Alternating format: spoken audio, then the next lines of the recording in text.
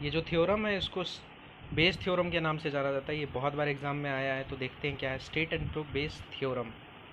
देखिए इसका स्टेटमेंट क्या है। बेस थ्योरम का स्टेटमेंट है if A1 A2 dot dot dot AN be a partition of a sample space S। ठीक है, अगर A1 A2 dot dot dot AN partition के फॉर्म में हो किसी सैम्पल स्पेस S के, and A be any event, और तब ए एक कोई इवेंट है ऑफ नॉन ज़ीरो प्रोबेबिलिटी।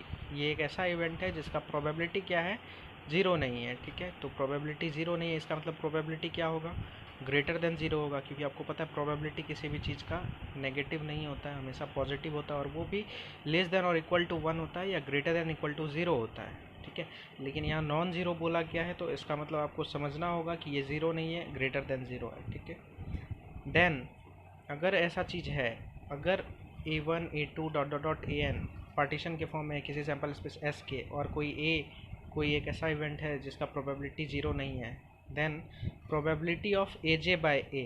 अब ये AJ क्या हुआ, AJ इसलिए AJ यहाँ पे AJ क्या है कि आप A1 A2 A3 A4 dot dot dot AN में से कोई एक यहाँ पे उठा लिया गया है AJ। या तो आप A1 भी रख सकते हैं, या A2 भी रख सकते हैं, A3 भी रख सकते हैं, या AN भी रख सकते हैं, तो वही AJ, probability of AJ by A। अब आपको पता है अगर इस तरह से रहता है किसी भी चीज़ का प्रोबेबिलिटी, अगर probability of A by B के फॉर्म में है, तो वो कंडीशनल प्रोबेबिलिटी होता है। कंडीशनल प्रोबेबिलिटी मतलब क्या होता है कि जो आपका नीचे रहता है डिनोमिनेटर में, यहाँ पे ये ए भी इवेंट है और ए जे भी क्या है, एक इवेंट है, क्योंकि ए जे इनमें से कोई एक है। ठीक, तो ये भी एक इवेंट है और ये भी एक इवेंट है। तो अगर कंडीशनल प्रोबेबिलिटी रहता है और जो नीचे में रहता है, जो डिनोमिनेटर के फॉर्म में रहता है, कंडीशनल प्रोबेबिलिटी में उसका मतलब ये होता है कि जो नीचे में डिनोमिनेटर के फॉर्म में है वो इवेंट पहले हो चुका है, तब इस ऊपर वाले इवेंट होने का प्रोबेबिलिटी। बात समझ में आई आपको। अगर probability of A J by A है, तो इसका मतलब यही होता है कि इवेंट ए जो है वो पहले ऑकर हो चुका है, उसके बाद इवेंट ए जे होने का प्रोबेबिलिटी, ये आपको समझना होगा। ठीक है, तो इक्वल टू, बेस थ्योरम यही कहता है कि probability of A J by A जो होगा वो इक्वल टू होगा probability of A J into probability of A by A J. ठीक है, by sigma I is equal to 1 to n probability of A I into probability of A by A I. अब देखिए यहाँ for all j is equal to 1 2 3 dot dot dot n, मतलब j का value आप 1 रख सकते हैं, 2 रख सकते हैं, 3 या n के लिए। ये j के 1 से लेके n तक के वैल्यू के लिए ये चीज़ है ऐसा। ठीक है, तो यही आपका स्टेटमेंट है बेस थ्योरम का। तो बेस थ्योरम का स्टेटमेंट समझ गए। अगर A1 A2 A3 dot dot dot AN अगर पार्टीशन के फॉर्म में हो किसी सैम्पल स्पेस S में, S का, और A कोई इवेंट हो ऑफ नॉन ज़ीरो प्रोबेबिलिटी जिसका प्रोबेबिलिटी ज़ीरो नहीं है, देन बेस थ्योरम ये कहता है तब probability of A J by A जो होगा वो बराबर होगा किसके, probability of A J into probability of A by A J by sigma I is equal to 1 to n probability of A I into probability of A by A I for all j is equal to 1 2 3 dot dot dot n। मतलब j के 1 से लेके n तक किसी भी value के लिए ये ऐसा है। अब देखिए इसको प्रूफ करते हैं। तो सबसे पहले हम लोग मान लेते हैं कि let A1 A2 A3 dot dot dot AN be a partition of a sample space S।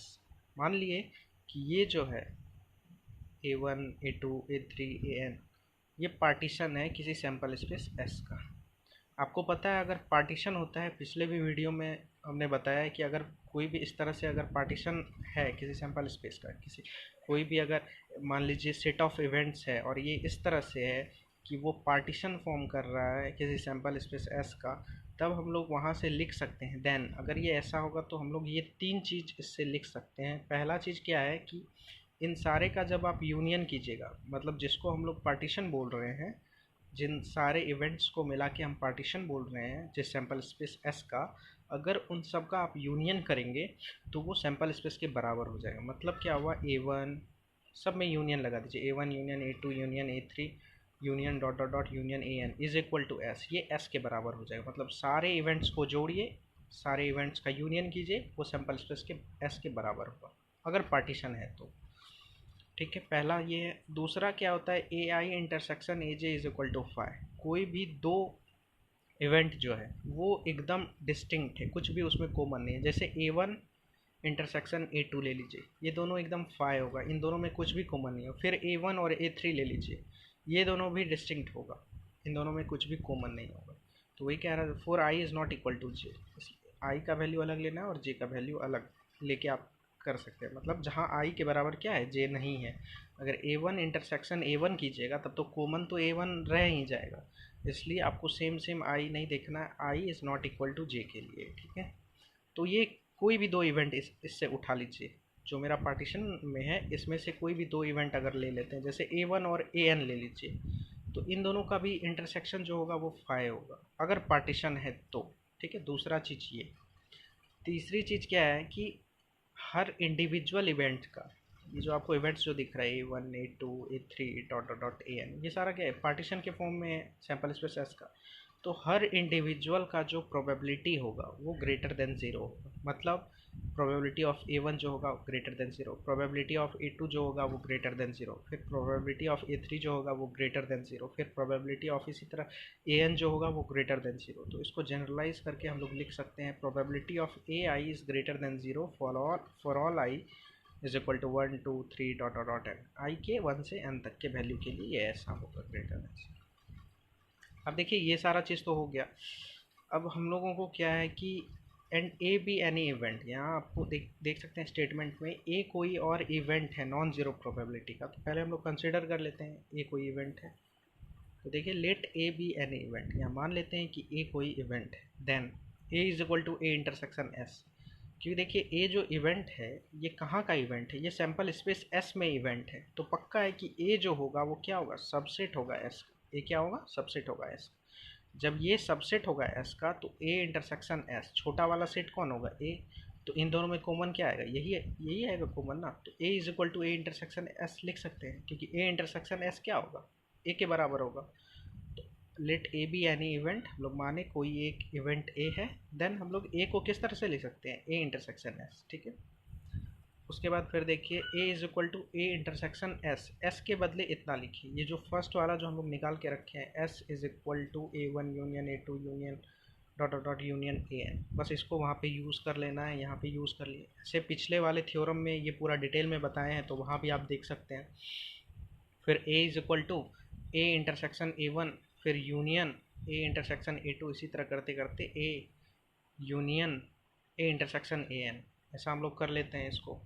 ठीक है, देखिए करना कुछ नहीं है, जैसे ए है और इंटरसेक्शन है, फिर ब्रैकेट में ये सारा है, तो इसका एक एक करके उठाते जाना है। ए फिर इंटरसेक्शन लिखेंगे, फिर ए वन, इसको क्लोज करेंगे, एक टर्म हो गया। फिर यहाँ क्या है देखिए यूनियन, तो यूनियन लिखेंगे, यहाँ यूनियन लिखा गया। फिर देखिए ए, फिर देखिए क्या है इंटरसेक्शन, इंटरसेक्शन दिए, फिर ए टू लिखे, इसको क्लोज किए, ये दूसरा टर्म हो गया। फिर क्या है यूनियन, तो यूनियन यहाँ देंगे, फिर जो टर्म आएगा उसको लिखेंगे। इसी तरह चलते चलते ये यूनियन आएगा, फिर ए इंटरसेक्शन ए एन, ऐसा। ठीक है, अब दोनों साइड क्या कीजिए, प्रोबेबिलिटी लगा दीजिए। Probability of A is equal to probability of इतना। ठीक है, फिर देखिए इसको हम लोग लिख सकते हैं, probability of A intersection A one, union था तो प्लस करके, सब में प्रोबेबिलिटी अगर अलग अलग आप लगाइएगा तो यहाँ पे प्लस आएगा, वो हम बताते हैं क्यों। Probability of A intersection A one plus probability of A intersection A two plus probability of, इसी तरह चलते चलते plus probability of A intersection A N. ठीक है, ये ऐसा इसलिए हुआ क्योंकि आप लोग एडिशन थ्योरम में जान रहे होंगे कि वहाँ जो होता है probability of A union B होता है probability of A plus probability of B minus probability of A intersection B. लेकिन अगर इवेंट ए और बी दोनों मेरा म्यूचुअली एक्सक्लूसिव इवेंट हो तो probability of A union B को लिख सकते हैं probability of A plus probability of B. तो बस वही किया गया यहाँ। देखिए हम लोगों को दूसरा जो ये जो था दूसरा, यहाँ दूसरा नंबर देखिए A I intersection A J is equal to phi, इसको थोड़ा यहाँ पे यूज़ करेंगे अभी, चूँकि since A I intersection A J is equal to phi, क्योंकि वो पार्टीशन के फॉर्म में है सारा ना, A one A two A three dot dot A N, ये सारा पार्टीशन के फॉर्म में है, तो उससे कंक्लूजन क्या निकलता है, ऐसा होगा A I intersection A J is equal to phi होगा। अब देखिए ये इम्प्लाई करेगा, अब दोनों में ए इंटरसेक्शन लगा दीजिए, तो ए इंटरसेक्शन ए आई फिर इंटरसेक्शन, अब इसमें भी इंटरसेक्शन ए और इंटरसेक्शन लगाइए, तो A intersection A J is equal to 5। तो अगर इसका, इस टर्म का और इस टर्म का इंटरसेक्शन 5 है, इसका मतलब क्या है, ये और ये इन दोनों में कुछ भी कॉमन है? कुछ भी कॉमन नहीं हो, ये दोनों क्या है, पूरा डिस्टिंक्ट है। तो जब डिस्टिंक्ट है तो हम लोग लिख सकते हैं सो ए इंटरसेक्शन ए आई, ये वाला यहाँ पे लाए, and A intersection A J, ये वाला यहाँ लाए, आर म्यूचुअली एक्सक्लूसिव इवेंट्स। जब दोनों का इंटरसेक्शन 5 है, दोनों डिस्टिंक्ट है, दोनों में कुछ भी कॉमन नहीं है, तो दोनों इवेंट क्या होगा, म्यूचुअली एक्सक्लूसिव इवेंट्स हो जाएगा। ठीक है, for I J belongs to 1 2 3 dot dot. अब देखिए यहाँ आई और जे का वैल्यू आप लोग क्या क्या रख सकते हैं, 1 2 3 डॉट डॉट डॉट एन तक रख सकते हैं। तो वही देखिए, तो आपको पता चल गया A intersection A one, A intersection A two, ये सारा इवेंट्स जो है ना म्यूचुअली एक्सक्लूसिव इवेंट्स हो गया।